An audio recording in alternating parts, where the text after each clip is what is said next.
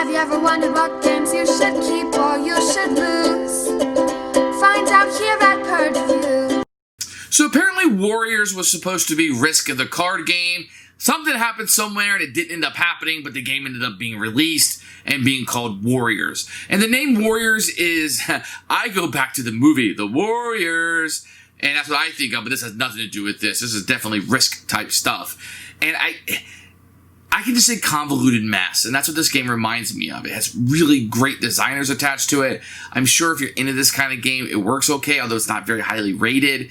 It's just a mess. Is it fun? Not really. I think game design has come a long way since then. I would even gather that maybe this, from my readings, this was probably a mess even when it was released. Probably wasn't something that was heavily favored or regarded in that matter. Although I think that it's okay.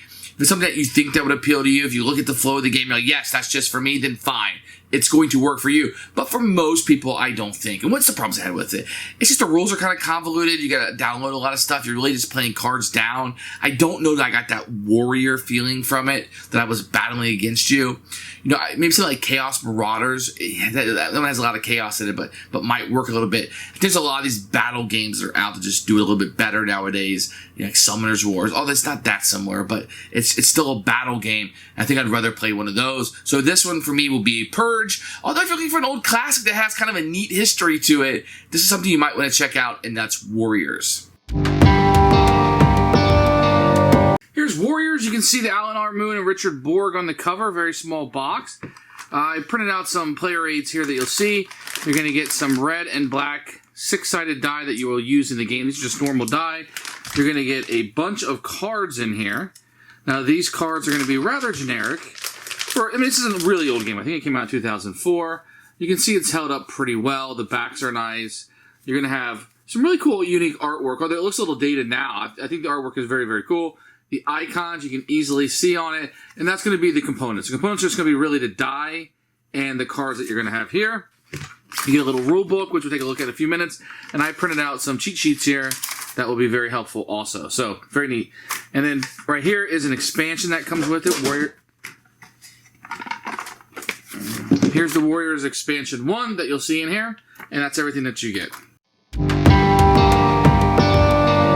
This rulebook for Warriors is the type that kind of folds out into an infinite loop here.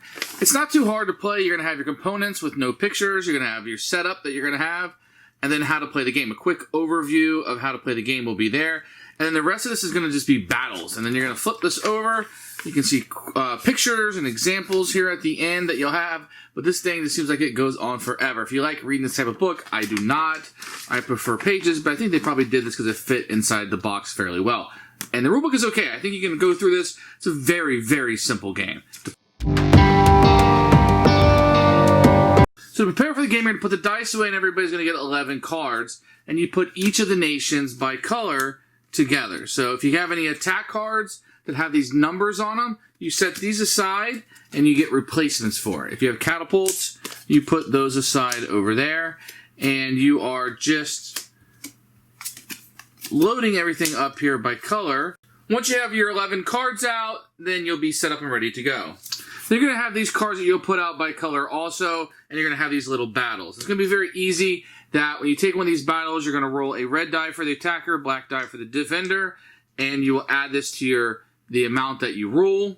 Now, if you have the most archers in the area, you're going to get a +1 to any of your rolls. So the archers can be important for that. This would be an example of an archer that you would have in your nation. If the attacker wins, and let's say they have a higher one, then the defender will lose one of their cards, and it will come off the set. If the nation's ever eliminated, then you don't have to worry about that anymore. If it has a symbol on it, then if you have a cavalry symbol on a card in your nation, you can perform another attack with it. You're going to do this for 3 rounds, and you'll tally up your victory points. And based on which kind of nation it is, you're going to score different victory points. So, for example, an undead nation can be worth 5. A goblin can be worth more. They're worth 10. Barbarians are worth 11. Whoever has the most victory points is going to be the winner of the game. Who should buy this game? First of all, anybody's interested in the history of the games, okay? So the fact, the heritage of this game that's supposed to be Risk the card game, and that didn't happen and it got produced anyway. Anybody who might have some appreciation for the designers. He's a couple of the greatest designers in the history of board gaming. So that has a little bit of reputable matter to it. And if you like these kind of combat games, you like that Risk style of game, and this sounds interesting to you, I think this will be a great addition. It is a 2-player only game, really. I think that's where it's going to shine at. That's what it's going to be for. So you need to measure that. And if you're always playing 4 players, 6 players, it's not going to be for you. Warriors is a good game, but I think the history is a little bit more interesting than the game itself. For me, it will be a purge.